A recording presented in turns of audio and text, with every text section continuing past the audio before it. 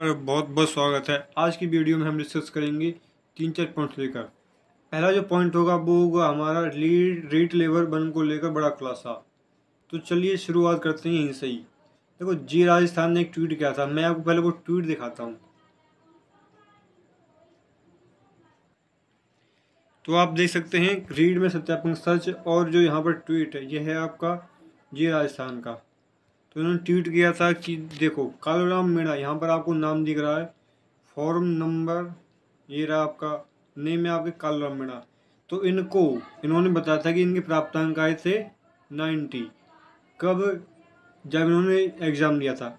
उसके बाद होता है डॉक्यूमेंट वेरिफिकेशन। डॉक्यूमेंट वेरिफिकेशन के बाद इनके नंबर हो जाते हैं 144, यानी 144, और इनको आराम से फाइनल लिस्ट में जगह मिल जाती है। ऑब्वियस सी बात है, जब किसी अभ्यर्थी के नंबर 144 होंगे, क्योंकि जो जनरल की कट ऑफ है वो 133 गई है, तो इन्होंने आराम से जनरल कैटेगरी क्रॉस किया है। लेकिन इन्होंने डॉक्यूमेंट वेरिफिकेशन के बाद इनके नंबर हुए थे 144। तो इस मामले में देखते हुए शिक्षा विभाग ने इनकी नियुक्ति है वो खारिज कर दी है, यानी कि इनको जो आपकी फाइनल मेरिट लिस्ट उससे इनको बाहर कर दिया है। तो देखिए इन्होंने क्या किया, कैसे कैसे हुआ, सब कुछ प्रोसेस मैं आपको सुनता हूँ बिल्कुल A to Z, बिल्कुल डिटेल से। तो चलिए देखिए, आप देख सकते हैं नाम इनका, ना देखिए आप देख सकते हैं जी राजस्थान का ट्वीट है, इनका पूरा वो है। रोल नंबर ये इनका, फ़ोन नंबर ये है, name Kaluram Meena, father's name Narayan Meena, है ना। और लेवल 1 इनका वो कैटेगरी है ST, ठीक है।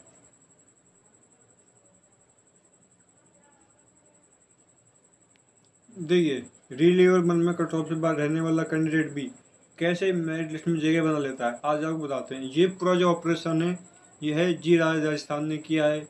इन्होंने बताया था कि पहले इनका फॉर्म नंबर था, ये कैंडिडेट का नाम है कालूराम मीणा, पिता का नाम है नारायण मीणा, माता का नाम जो भी, कैटेगरी इनकी ST, यानी कि अनुसूचित जनजाति से आते हैं, विशेष योग्यजन यानी डिफरेंटली एबल्ड पर्सन, यानी इन्होंने जो है विशेष योग्यजन, ये दिव्यांग नहीं है। ये फॉर्म इन्होंने खुद भरा था, जिसमें इन्होंने पूरी जानकारी दी थी, ठीक है। अब इनका एडमिट कार्ड आ गया, रोल नंबर भी जारी हो गया है ना, पिता का नाम भी वही है, माँ का नाम नहीं है, कैटेगरी भी ST है। अब बात करते हैं नेक्स्ट की, ठीक है। L1 की परीक्षा दी इन्होंने, नंबर भी आ गए, डिटेल भी, वो फॉर्म नंबर वही था, रोल नंबर सब कुछ सेम था। अब जो यहाँ पर सारा गड़बड़ होती है वो होती है डॉक्यूमेंट्स वेरिफिकेशन में। ये दौसा के रहने वाले थे, है ना।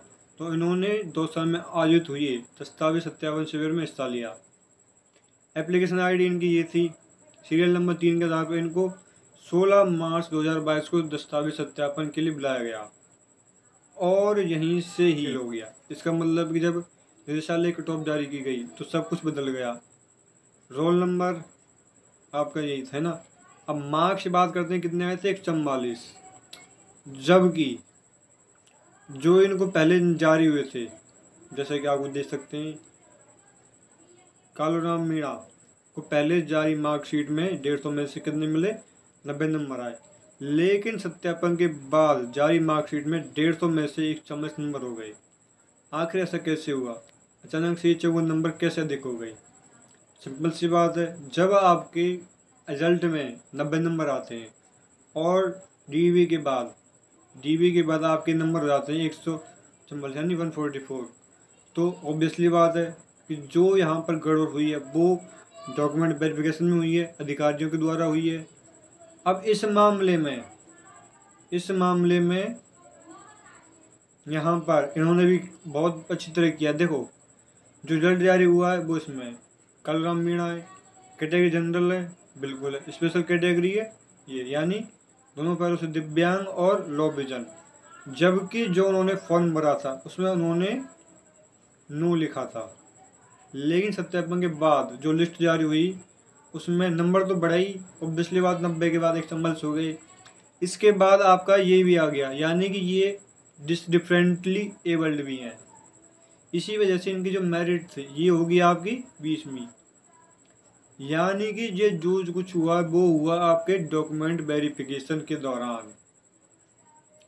अब इस मामले में शिक्षा विभाग ने जैसे ही ये जानकारी सामने आई तो उन्होंने एक ट्वीट जारी किया। जैसा कि आप देख सकते हैं, इन्होंने ट्वीट जारी किया है हमारे शिक्षा मंत्री डॉक्टर बी.डी. कल्ला। इन्होंने बताया कि मीडिया चैनलों पर चल रही फर्जी चयन के संबंध में उक्त परीक्षार्थी द्वारा फर्जी दस्तावेज प्रस्तुत किए गए, जिसका सत्यापन करने पर त्रुटि पाई गई। त्रुटि पाते ही दिनांक 18 अप्रैल को निरस्त कर दिया गया था।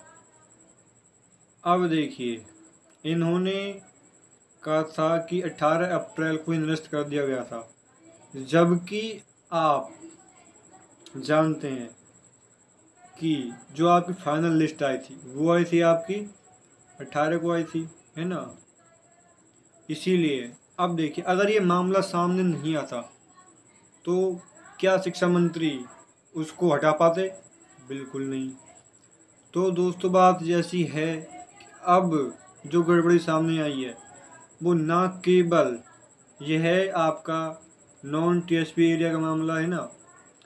जरूरी नहीं है कि आपकी कालराम मीणा ही हो, गड़बड़ तो हुई है, ऐसी कोई बात नहीं, गड़बड़ नहीं है कि पूरी भर्ती फेयर हुई है। लेकिन अब जो बाकी के कैंडिडेट हैं वो मांग कर रहे हैं कि डॉक्यूमेंट वेरिफिकेशन जो हो रहा है बालकों का, जो भी सिलेक्ट हुए कैंडिडेट, उनका डॉक्यूमेंट वेरिफिकेशन पुनः किया जाए, और पुनः होने के बाद अगर वो उनका डॉक्यूमेंट सही नहीं निकलते तो उनकी जगह जो अभ्यर्थी आपकी सेकेंड लिस्ट पर आते हैं, यानी आप दोगुना की सूची में आते हैं, उनको लिया जाए और इनको बाहर किया जाए और इन पर 3 महीने का 3 साल का प्रतिबंध लगाया जाए।